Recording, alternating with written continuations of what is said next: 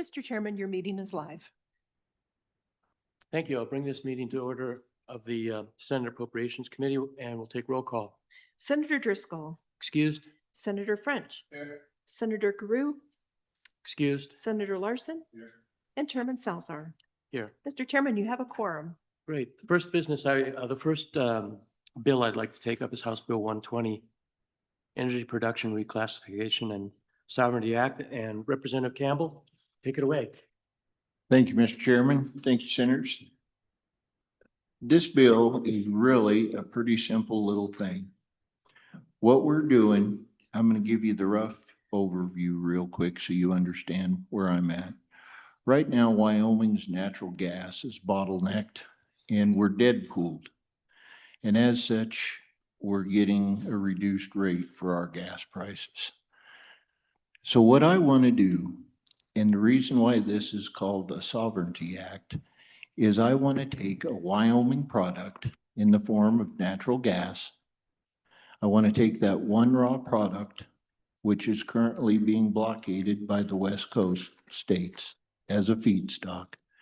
I want to take that one raw product and I want to rearrange the molecules in that and create 3 manufactured products from that one raw feedstock. We're going to take natural gas as a raw feedstock, and we're going to manufacture turquoise hydrogen, emerald ammonia, and carbon black out of that, 3 manufactured products. The reason why I'm doing this, and the reason why this is called a Sovereign Act, has nothing to do with us parting from the United States of America. It is called sovereign because we are using Wyoming's natural gas and we are manufacturing it inside our own state boundaries to create these high value premium products that are in high demand. Once these are manufactured products under the United States Commerce Clause, our Western states can no longer blockade these. They can blockade a raw feedstock, but they cannot blockade a manufactured product. So in order to do this, what I've asked is I'm working with our county commissioners, because it is the county commissioners who dictate an industrial zone. And what I want to do is, because these industrial zones have already been through all the regulatory process, they've already been through all the hurdles, I want to create a special zone inside of an existing zone in order to fast track the building process. Right now, what I'm shooting for, Senators, is the Asian market right now as we speak is soliciting contracts from 2030 to 2050 for these premium energy products in the form of ammonia and hydrogen. They're seeking contracts through the end of 2026 for 2030 through 2050. These are long-term contracts.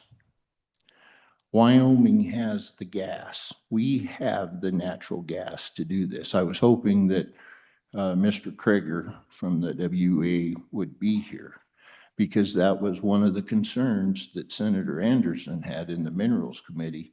He says, does Wyoming have enough gas to do this? And Mr. Kreger's answer was yes. If we were to do this tomorrow, we don't. But that's the beauty of this, guys. This bill is made to create jobs. In order to get enough natural gas to do this, we're going to have to put rigs in the air. Now, right now as we speak, in Texas, Chevron is building a $5 billion hydrogen facility. Right now, as we speak, Mateo, I can never get that name right. It's a South Korean energy company, is building a hydrogen facility in Louisiana. Texas gave Chevron $100 million to come build that facility there. Louisiana gave them $50 million to come build that facility. With this fast track, what we're doing is we're taking the regulatory handcuffs off. and allowing private industry to build. With this fast track permit, they moved them to the top of the pile on the DEQ's list. This fast tracking is worth its weight in gold. It costs $200 to $300 million every year that a project is delayed. So by us allowing them to be shovel ready in like 180 days, that gives us a huge advantage. This is using no tax dollars, no subsidies. That fast track is the incentive to get them to come and build in our sovereign zone.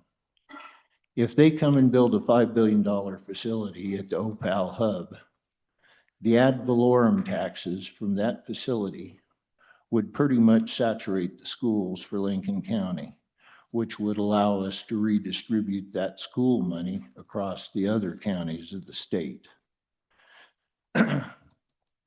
The construction that would come from this project is incredible. And not only this, but this would affect every gas field across our state.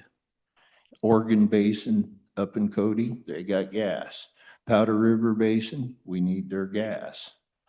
So this is designed to meet the Asian market and to turn Wyoming's gas sector around. If you look at our Craig report, right now, we're like this. A 20-year contract, senators. 20-year contract is long-term stability. That's long-term growth. The last part of this is I asked for a voluntary gold standard. And the reason for this gold standard is because the Asian market, regardless of what we here in America and Wyoming think of hydrocarbons, regardless, in the Asian market, they have signed on that they are going to meet these carbon agendas. What we're doing with this ammonia, by the way, just so everybody's tracking on the same page, the only difference between hydrogen and ammonia is a nitrogen molecule. Hydrogen is very flammable and it's very difficult to transport. So if you tack a nitrogen molecule out of the air, tack a nitrogen molecule onto that hydrogen, now it's ammonia. Ammonia is caustic, but we transport ammonia safely all the time. So eventually, with this gold standard, the South Koreans and the Japanese, very specifically, will pay a 5 to 15% premium for energy that is able to show that it is the cleanest fuel in the world. Back in the early 2000s, California put capitations on our gas companies, said that they had to prove that our gas lines didn't leak and all this stuff. So our operators jumped through these hoops and they met that. Well, then California turned around and said, it doesn't matter, we don't want your gas anyway. But we can take that clean gas in through the DEQ and the WEAA. We can prove that we have clean gas all the way from pipeline to manufacturer in one of our hubs. And we can issue a certification that the Wyoming Energy Authority can enter a certification of clean energy, and that'll get the state another 5 to 15% premium on those already value-added products. The whole purpose of this bill is to turn our gas industry back around. Right now, natural gas has pivoted. The Asian market is the biggest market in the globe. It's a $115 billion market that we're shooting for. House Bill 120 meets the president's agenda because we're helping our allies with the clean fuel that they want. It also meets our executives' all energy agenda because we are utilizing Wyoming's heritage minerals in the form of natural gas to produce the energy of the future that the Asian markets want. On the appropriations, the reason I'm here, I know I had a $180,000 appropriation for the Wyoming Energy Authority. And Mr. Krager had testified in minerals that he thought he could remove that because They had permitting ability, and he thought the permitting ability would take care of that. The other $40,000, $40-something thousand is for the Department of Revenue for IT to sustain this program. And with that, I would stand for any questions. Any questions? Senator French. Thank you, Mr. Chairman. So once somebody builds this in a gas field or close by or whatever, and they get these products to the West Coast, how do they get it from there to the markets in Japan and South Korea? Is it like the liquefied natural gas type of deal, or? Mr. Chairman, thank you, and thank you, Senator, for that question. Right now, we have enough energy and our gas prices are low enough, Senator, that we could actually produce this and launder this to the West Coast via rail. But ultimately, I believe that we could repurpose existing natural gas pipelines to transport ammonia. And the reason I say that is these pipelines are already in the ground. We've billions of dollars of ground or steel that's already in the ground. What they would have to do is they would have to take all their compressor stations and they would have to change those out to pump stations because we're dealing with a fluid. And ammonia is caustic to where anywhere where they have soft metal in their valves like brass or copper, they would have to go in and surgically remove those. But the regulatory hurdles have already been overcome. The steel's already in the ground. It would only cost like 40%, and the time savings is huge. But we could repurpose existing pipelines to get very, very close to Baja, Mexico. And if we gain, that's what I'm looking, is if we can gain coastal access, we have the ability and we have the opportunity to become the world leader in this energy. Our biggest competitors domestically right now are Texas and Louisiana, and those guys have got coastal access through the Gulf of America, but they still have to go around through the Panama Canal. And if we could get access to coastal California, we could get our product to market 2 weeks faster than either Texas or Louisiana. And then on the global scale, we're also competing against Australia, Qatar, and Russia for these contracts.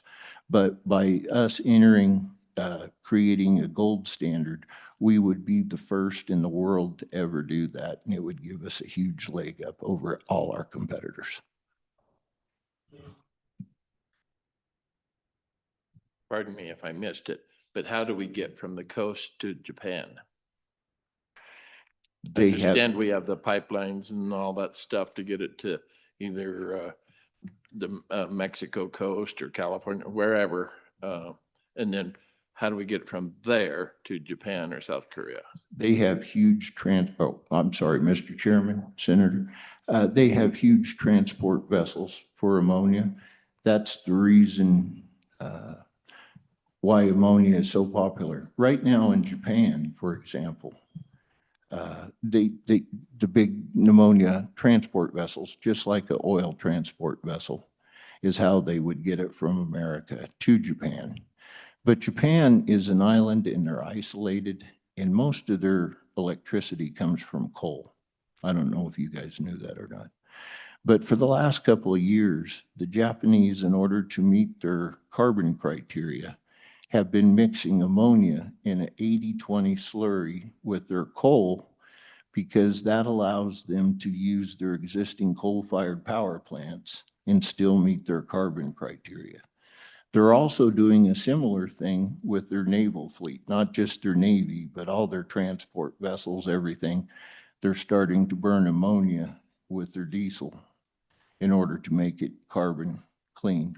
And then with ammonia, once they get that ammonia over to the island, you knock that nitrogen off. Now you have hydrogen again, because starting in 2030, all of Japan and South Korea's vehicles are going to be hydrogen run. So when they knock that nitrogen off and they go back to hydrogen, then they take the nitrates and they have nitrates for their fertilizer. They can make blasting agents and fertilizer out of that nitrate. It's quite a very convenient carrier system. Mr. Chairman, thank you. So can you go over the fiscal notes on this? I mean, what are we looking at? And are there amendments that are doing something on that note too? There was an amendment attached in the Minerals Committee, and basically what that did was it knocked off, I was using a 2% reduction in the severance tax on gas as a carrot to bring people into manufacture in those zones. But Mr. Krieger said that he did not think that was needed because there is so much opportunity with this that that carrot was not needed. And on the 180,000 that the Wyoming Energy Authority had put in for here, Mr. Krieger had said he did not think that the WEA was going to need that because they had permitting capabilities, and he thought the permitting would pay for it. However, on the 30, I believe it's 36,000, that is with the Department of Revenue, and that is for the software to on this. Yes, Mr. Chairman, yes. I see on page 14, it says 43,000. So is it 43 or 36? Yes. 43? It would Okay. be 43 for Okay. the Department of Revenue, and that's for IT, Senator. And that's all that's in the bill right now is 43. Correct. Okay, that's. Thank you. Thank you, guys.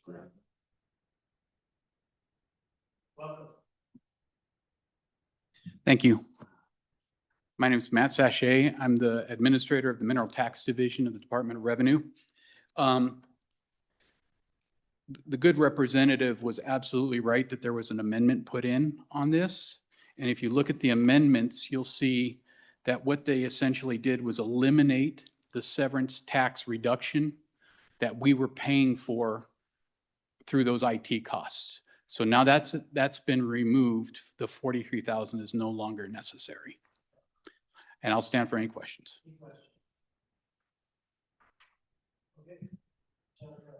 Thank you, Mr. Chairman. So I'm clear, the 43,000 is out because of the amendment.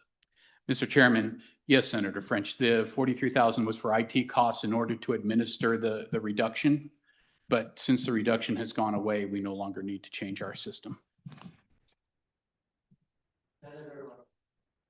Mr. Chairman, I'm confused. So you've already taken that out, page 14, line 13 through 23.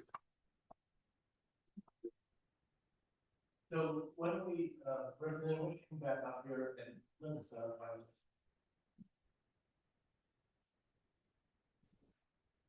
Is there money in the bill? This was. Mr. Chairman, Senators, I apologize for the confusion.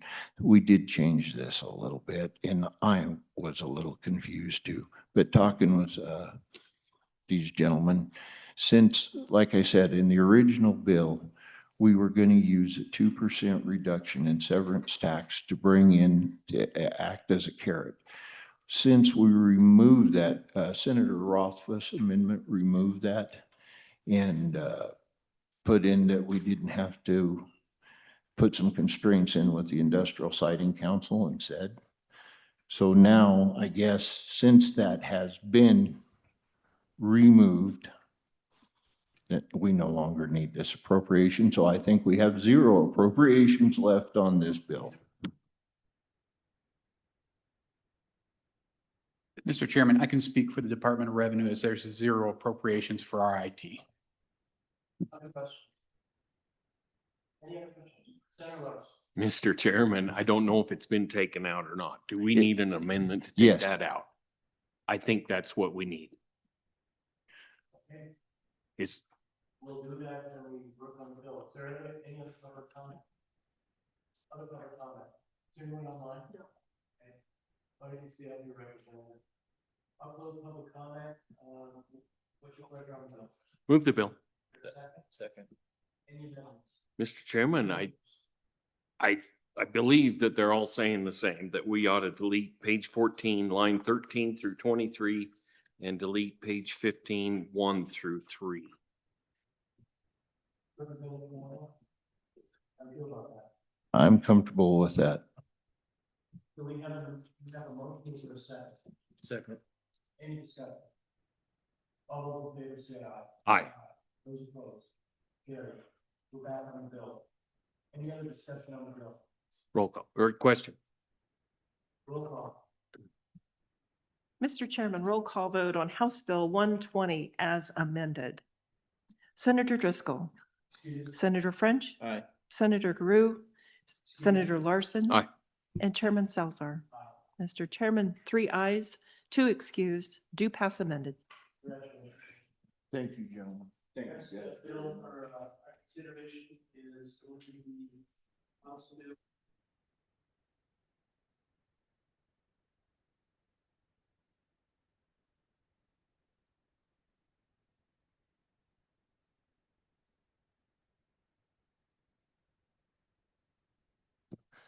Thank you, Mr. Chairman. I'm Joe Rubino. I'm the Policy Director and Counsel for the Secretary of State's office. You know, I'm happy to address any questions. This bill has been brought several times. It's been before both the Corporations Committee and this year the Minerals Committee several times as well. Mr. Chairman, happy to go through a brief overview of the bill and then speak specifically to the appropriation or just take any questions on the appropriation. Okay, absolutely, Mr. Chairman. So the appropriation, as was explained last year and the year before, the House Standing Committee amendment from the Corporations Committee, I believe, put in the equivalent of 1 full-time position to administer this bill. However, the intent when we presented this to the House Corporations Committee, as we had explained for a couple of years now on this bill, is just as an added duty, but with specific language in there that the appropriation would go away if any additional FTEs were added to our budget.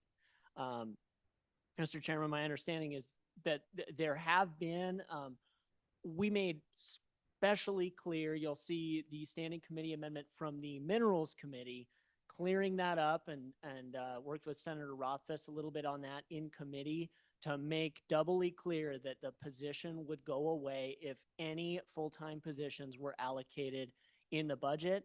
Mr. Chairman, happy to answer any questions, but we just feel that this language is appropriate. It's sort of a safeguard in there because this adds additional duties for our agency.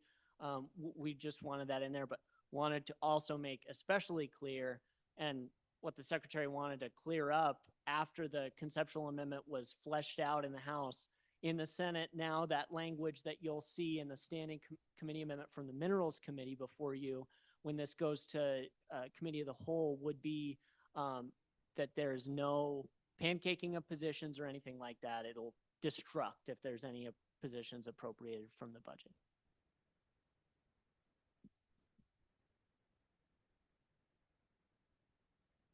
Yeah, Mr. Chairman. So the bill's good the way it is. The appropriation's good. It's all defined in here that it goes away if the budget passed. We passed it. Leave it the way it is, I guess. Mr. Chairman, that's correct. Yeah, thank you.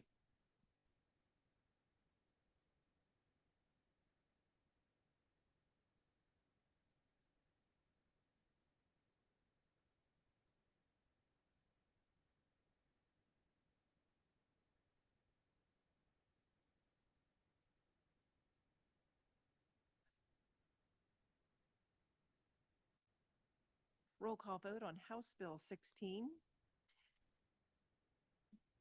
Senator French. Senator Larson. Aye. And Chairman Salzar.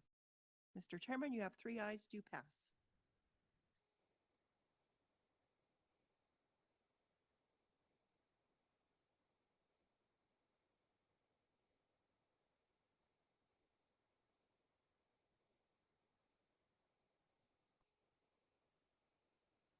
Mr. Chairman, I'm happy to take any questions. You've seen a lot of the language for this bill already, so, yeah.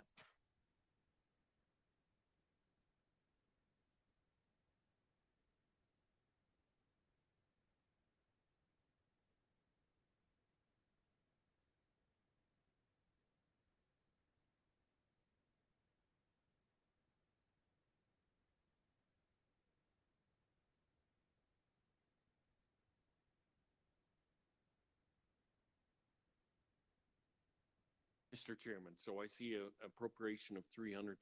That's what's in there still? Gotcha.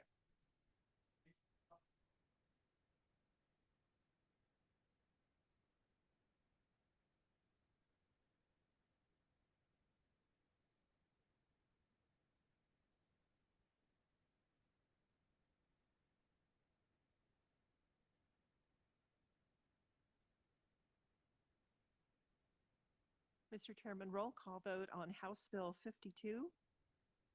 Senator French, Senator Larson, Aye. and Mr. Chairman. Mr. Chairman, you have 3 ayes, do pass.